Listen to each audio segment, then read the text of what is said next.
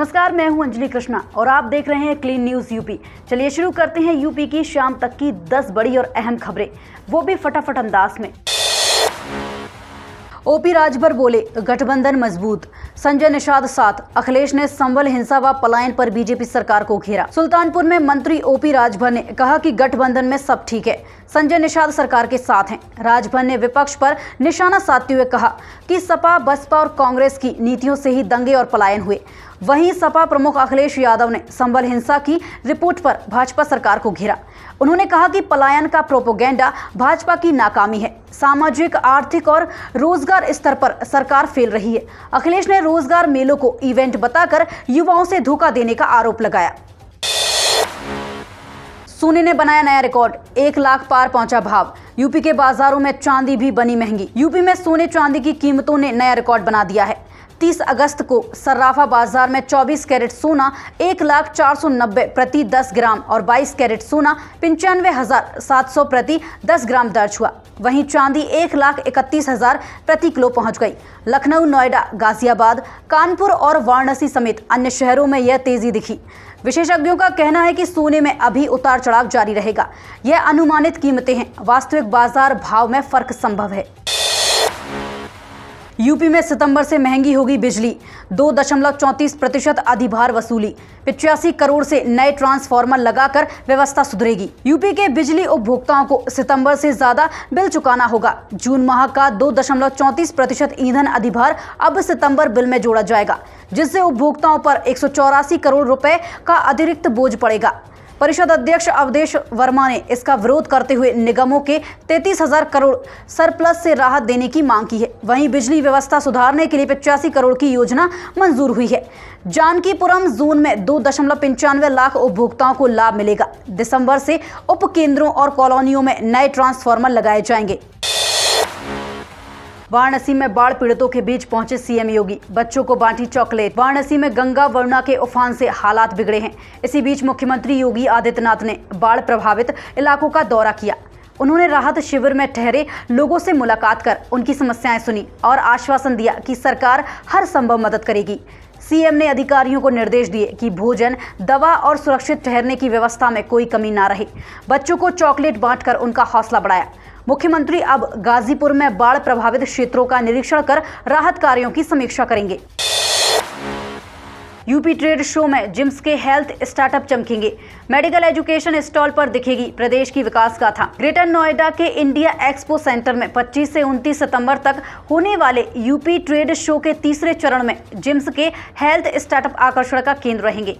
Gyms देश का पहला सरकारी मेडिकल इनोवेशन एवं इंक्यूबेशन सेंटर है, जहां से निकले 40 में से 8 स्टार्टअप का चयन स्टैनफोर्ड यूनिवर्सिटी कर चुकी है। मेडिकल एजुकेशन स्टॉल पर जिम्स की उपलब्धियां और स्वास्थ्य क्षेत्र में तकनीक नवाचारों को पारदर्शित किया जाएगा। यहां युवाओं को स्टार्टअप सपोर्ट्स, स्पेस और मेंटरशिप से जुड़ी जानकारी भी दी जाएगी।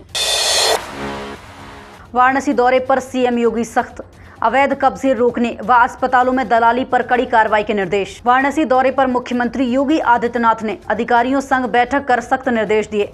उन्होंने कहा कि सार्वजनिक स्थलों पर किसी भी तरह का अवैध कब्जा न होने पाए और अस्पतालों में दलाली करने वालों पर कठोर कार्रवाई हो। सीएम ने प्रोफेशनल ब्लड डोनर्स को भी चिन्हित कर विधिक कार्रवाई के आदेश दिए। साथ ही ड्रेनेज सिस्टम दुरुस्त कर जल भराव मुक्त सड़कें सुनिश्चित करने और 66 बड़ी परियोजनाओं को समय पर पूरा करने को कहा। बीमार गौवंश की देखभाल में लापरवाही पर भी सख्ती बरतने के निर्देश दिए। आगरा संवाद 2025 यूपी में खतौनी नक्शा होगा पूरी तरह डिजिटल।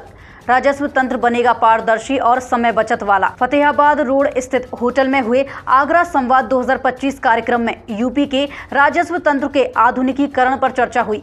मुख्य अतिथि राजस्व परिषद अध्यक्ष अनिल कुमार ने बताया कि खतौनी नक्शा, भूमि आवंटन और नामांतरण की सभी प्रक्रियाएं डिजिटल हो रही हैं। गांवों की सैटेलाइट इमेज अपलोड कर सर्किट रेट निर्धारण में पारदर्शिता लाई जाएगी। ई फाइलिंग प्रणाली से विवाद और शिकायतें कम होंगी। साथ ही नामांतरण प्रक्रिया में 30 दिन की समय बचत होगी। जल्द ही प्रदेश की सभी तहसीलों का सौंदर्यीकरण भी किया जाएगा।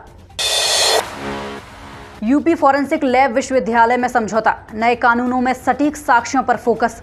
फर्जी प्रमाण पत्र से MBBS प्रवेश रद्द। लखनऊ में यूपी फॉरेंसिक विज्ञान प्रयोगशाला और ओडिशा के सेंचुरियन विश्वविद्यालय के बीच समझौता हुआ। नए आपराधिक कानूनों के तहत अब गंभीर अपराधों की जांच में वैज्ञानिक साक्ष्य अनिवार्य होंगे। यह साझेदारी प्रशिक्षण, रिसर्च और अत्याधुनिक उपकरणों तक पहुंच दिलाएगी। वहीं नीट UG 2025 काउंसलिंग में बड़ा घोटाला सामने आया।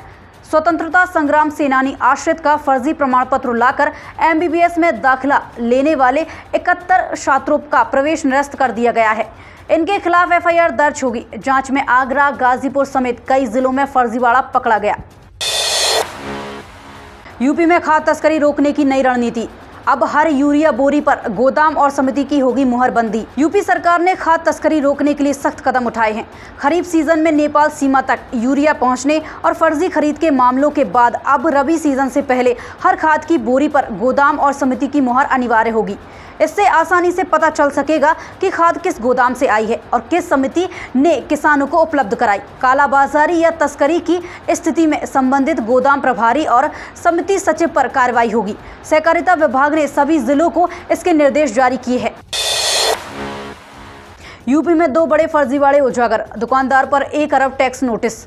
MBBS में 71 छात्रों का दाखिला रद्द। उत्तर प्रदेश में 2 बड़े फर्जीवाड़े सामने आए हैं। बुलंदशहर के खुर्जा में किराना दुकानदार पर 1 अरब से अधिक की टैक्स चोरी का नोटिस थमा दिया गया।